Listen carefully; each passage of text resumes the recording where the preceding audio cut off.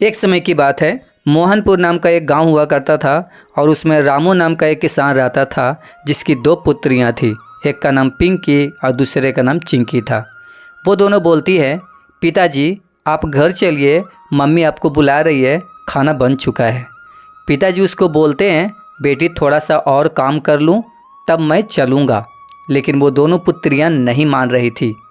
तभी पिताजी कहते हैं, तो ठीक है चलो चलते हैं, लेकिन एक बात याद रखना, मेहनत कभी भी किसी को कम नहीं करना चाहिए। जितना ज़्यादा मेहनत करोगे उतना ज़्यादा फल मिलेगा, ठीक मेरे पिताजी की तरह। तभी फिर रामू, पिंकी और चिंकी तीनों घर आने लगते हैं और रास्ते में ही पिंकी चिंकी सोचती है कि अपने दादाजी के बारे में और भी जानकारी पिताजी से लेंगे, पर घर पहुंचने के बाद। और इस तरीक़ा से तीनों घर पहुंचते हैं।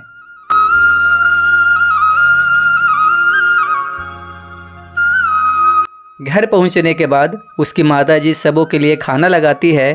तभी पिंकी और चिंकी बोलती है, पिताजी आप दादाजी के बारे में बता रहे थे, और भी बताइए वो किस प्रकार से थे और उनकी मेहनत से कैसे किसानों को और गांव वाले को फ़ायदा हुआ। तभी वह बताते हैं कि मेरे जो पिताजी थे वे बहुत मेहनती थे। एक बार की बात है, किसी अपने जगह पर वो लगातार कुदाल से खेतों को खुदाई करते रहे और उसे इतना बड़ा खुदाई कर दिए जिसमें कि एक तालाब बन सके। जो भी पिताजी को इस प्रकार से खेतों की खुदाई करते देखता वो बोलता कि इनके पिताजी पागल हो चुके हैं। तभी कुछ दिन के बाद कुछ ऐसा होता है कि सुखाड़ पड़ता है, और सुखाड़ जब पड़ा तो उससे पहले ही पिताजी उसका भरपाई कर चुके थे। बात यहाँ पे ये थी कि तालाब को जो खुदाई हुआ था उसमें पूरा पानी भरा हुआ था और उसी तालाब के पानी से पूरे किसान के खेतों को सिंचाई की गई और पूरे गांव वाले उस पानी को पीते भी थे। इतना सब कुछ वो करके गए थे, पर किसी कारणवश उनका तबीयत बिगड़ने लगा और बिगड़ते बिगड़ते एक दिन उनका देहांत हो गया। कुछ दिनों बाद कुछ ऐसा हुआ कि चिंकी और पिंकी के पिताजी का तबीयत बहुत ही ज़्यादा ख़राब हो गया और वो बेड पकड़ लिए। चिंकी और पिंकी के पिताजी का तबीयत बहुत ही ज़्यादा ख़राब हो गया और वो अब चलने में भी असमर्थ हो गए। तभी चिंकी बोलती है, मम्मी ये कब तक ऐसा चलेगा? देख सकते हो कि पिताजी का तबीयत बहुत ही ज़्यादा दिन प्रतिदिन ख़राब होते जा रहा है। हमें एक अच्छे हॉस्पिटल में उनको एडमिट कराना पड़ेगा, मगर उसके लिए पैसे भी चाहिए, मगर पैसे हम लोग के पास में नहीं है। तभी चिंकी और पिंकी के माँ बोलती है, कोई बात नहीं, सबसे पहले हमारा ये फ़र्ज़ है कि इनको पहले हॉस्पिटल में एडमिट कराया जाए और कराने के बाद देखते हैं कि कितना क्या पैसा लगता है। उसके बाद हम लोग सोचेंगे कि क्या करना है आगे। तभी चिंकी बोलती है, कोई बात नहीं माँ, यहाँ एक जो सेठ जी हैं उनसे पैसे मांगने की कोशिश करती हूँ, शायद वो दे दें, मगर वो अच्छे व्यक्ति नहीं हैं, उसके लिए हमें कुछ गिरवी उनके पास में ज़रूर रखना होगा, तब वो पैसे दे पाएंगे।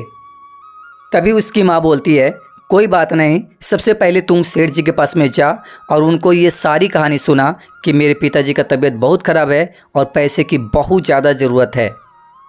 माँ के इतना कहने के बाद ही चिंकी अगले ही दिन सुबह सुबह ही सेठ जी के पास में जाने के लिए निकल जाती है। रास्ते में वह सोचती रहती है कि पता नहीं सेठ जी पैसे देंगे या नहीं देंगे। फिर भी वह सेठ जी के पास में पहुंचती है। चिंकी सेठ जी से बोलती है, देखिए सेठ जी, मेरे पिताजी का बहुत ही ज़्यादा तबीयत ख़राब है और हमें पैसे की बहुत ज़्यादा ज़रूरत है। कृपया करके आप कुछ मेरे को पैसे उधार में दे दो या ऋण पे दे दो। तभी सेठ जी बोलते हैं, मैं पैसे तो दे दूंगा, मगर ऋण में भी दे सकता हूँ, लेकिन ये मैं नहीं कर सकता। अगर तुम्हें मुझसे पैसे लेने हैं तो मैं 1 लाख रुपया दूंगा, लेकिन उसके लिए मुझे तुम्हारी ज़मीन की कागजात चाहिए।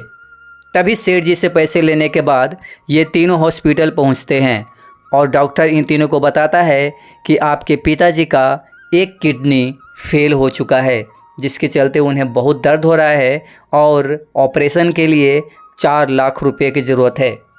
तभी उसके माँ बोलती है, देख चिंकी पिंकी, तुम दोनों घर जा और घर में एक बॉक्स रखा हुआ है, उसमें मेरे गहने रखे हुए हैं, उसे निकाल कर ला, उसे बेच कर जितना हो सकता है उतना फीस जमा कर देंगे।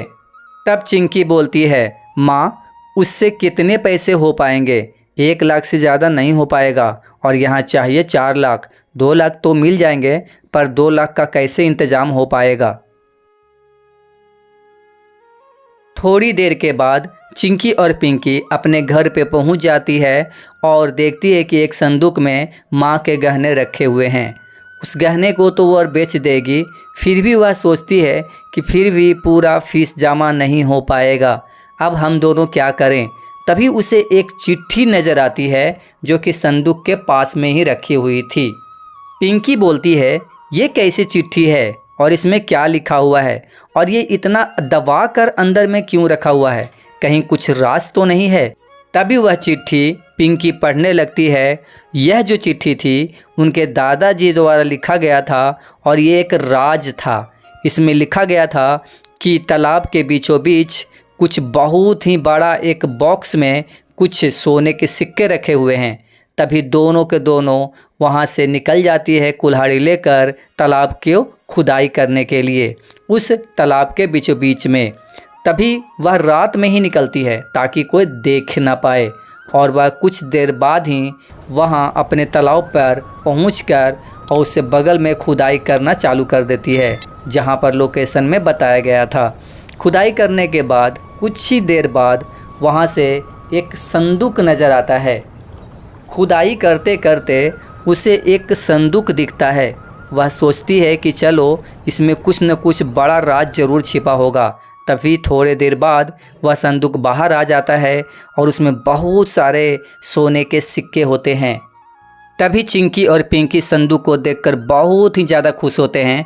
उन्हें अब लगने लगता है कि अब उनके पिताजी का इलाज हो जाएगा और वह उसमें से सोने के सिक्के निकाल कर और दुकानदार के पास में बेचकर कुछ पैसे का इंतज़ाम करके डॉक्टर को दे देती है। और देने के बाद तभी चिंकी डॉक्टर साहब से बोलती है, देखिए डॉक्टर साहब, हम दोनों बहनों का एकमात्र सहारा मेरे पिताजी हैं। कृपया करके उनको जल्द से जल्द अब ठीक कर दो। पैसे की आप चिंता मत करो। अगर 4 के जगह 5 भी लगेंगे, 6 भी लगेंगे, अगर ज़मीन भी बेचने पड़ेंगे या तो पूरा का पूरा तालाब बेचना पड़ेगा, जो कुछ बेचना पड़ेगा हम लोग बेचेंगे। तभी पिताजी कुछ दिन बाद अपने घर आ जाते हैं और अपने बेटियों से पूछते हैं कि आखिर पैसा कहाँ से आया था। तो उनकी बेटियां बोलती है कि ये जो पैसा था आपके लिए ही दादाजी छुपा कर गए थे। बस इतना कहने के बाद ही सब बहुत ही खुशीपूर्वक हंसने लगते हैं। तो इससे हमें यह सीख मिलती है कि दूसरों की सेवा करते रहो, आपका कोई न कोई भगवान बनकर ज़रूर आएगा।